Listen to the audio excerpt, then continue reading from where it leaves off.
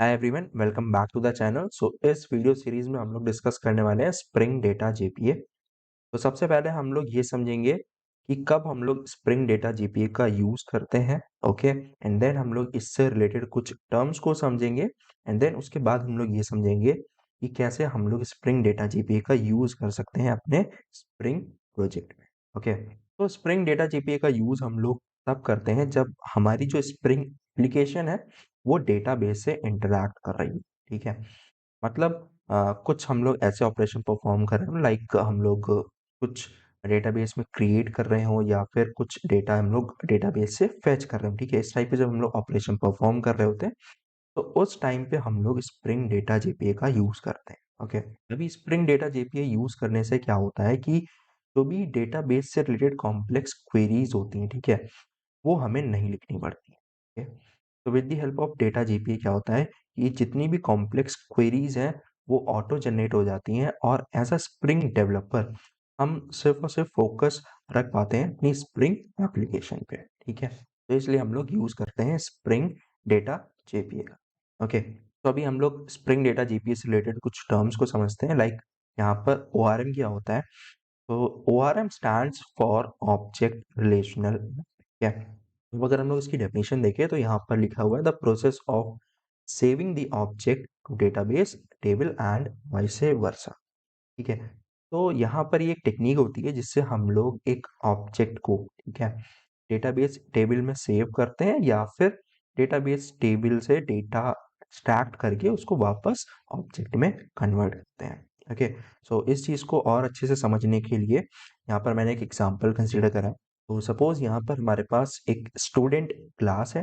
Okay, and यहाँ पर हमारे पास कुछ प्रॉपर्टीज हैं like ID, name, standard, email. ठीक है, तो ये हमारे पास प्रॉपर्टीज हैं। अब अगर हम लोग ORM की हेल्प से इस क्लास को कन्वर्ट करना चाहते हैं डेटाबेस टेबल में, तो यहाँ पर जो कन्वर्जन है वो कुछ इस तरह से होगा कि जो हमारा क्लास का नेम है वो हमारी डेटाबेस टेबल का नेम हो जाएगा। ओके, एंड यहाँ पर जितनी भी प्रॉपर्टीज है, ओके, यहाँ पर जो भी नाम है वो हमारे डेटाबेस में जितने भी कॉलम है उनका नाम हो जाएगा।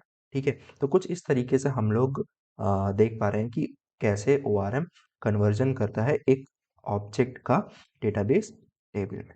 ठीक है, नेक्स्ट यहाँ पर हम लोग समझेंगे कि जेपीए क्या होता है। ओके, तो JPA stands for Java persistence API. अब अगर हम लोग इसकी डेफिनेशन देखेंगे तो यहाँ पर लिखा हुआ है it specifies the set of rules and guidelines for persisting and reading and managing data from Java object to relational tables in the database। ठीक है, तो यहाँ पर कुछ सेट ऑफ रूल्स हैं जिनको फॉलो करके यहाँ पर एक ऑब्जेक्ट को हम लोग सेव कर सकते हैं डेटाबेस टेबल में, या फिर हम लोग उस पर डिफरेंट डिफरेंट ऑपरेशन भी परफॉर्म कर सकते हैं। ठीक है, तो यहाँ पर ये कुछ सेट ऑफ रूल्स स्पेसिफाई करता है। Okay, so in other words हम लोग इसको एज अ इंटरफेस भी ट्रीट कर सकते हैं। ठीक है, अब अ, अगर ये एक इंटरफेस है, सो इसको यूज करने के लिए हम लोग को इसकी इम्प्लीमेंटेशंस चाहिए। ओके, सो यहाँ पर हमारे पास जेपीए की डिफरेंट डिफरेंट इम्प्लीमेंटेशंस अवेलेबल हैं, like Eclipse link, hibernate, open JPA and और भी बहुत सारी यहाँ पर इम्प्लीमेंटेशंस अवेलेबल हैं।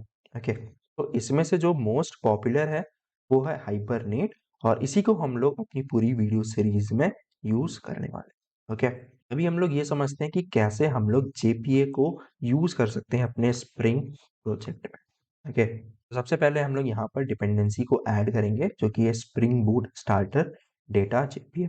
क्या इसकी हेल्प से स्प्रिंग डेटा जेपीए हमारे प्रोजेक्ट में ऐड हो जाएगा। ओके, एंड देन उसके बाद जो भी हम लोग डेटाबेस यूज करने वाले हैं, for example S2 database, MySQL या फिर Oracle, जो भी डेटाबेस हम लोग यूज करने वाले हैं उसको हम लोग कॉन्फ़िगर करेंगे। ठीक है, अभी कॉन्फ़िगरेशंस में लाइक हम लोग उसका यूआरएल सेट करेंगे। ठीक है, यूजर नेम, पासवर्ड। ठीक है, ये सारी प्रॉपर्टीज डेटाबेस से रिलेटेड हम लोग कॉन्फ़िगर करेंगे। ओके, उसके बाद हमें जिस भी ऑब्जेक्ट को सेव करना है, ठीक है, उसकी सबसे पहले हम लोग एक जावा क्लास क्रिएट करेंगे। ठीक है, फॉर एग्जांपल यहाँ पर हम लोग स्टूडेंट ऑब्जेक्ट को सेव करना चाहते हैं, तो यहाँ पर हम लोग एक स्टूडेंट क्लास क्रिएट करेंगे। ओके, उसके बाद हम लोग क्या क्रिएट करेंगे, स्टूडेंट रिपोजिटरी। ठीक है, अभी ये जो स्टूडेंट रिपोजिटरी है ये एक इंटरफेस है। ओके, ये जो इंटरफेस है ये एक्सटेंड कर रहा होगा CRUD रिपॉजिटरी को, ठीक है।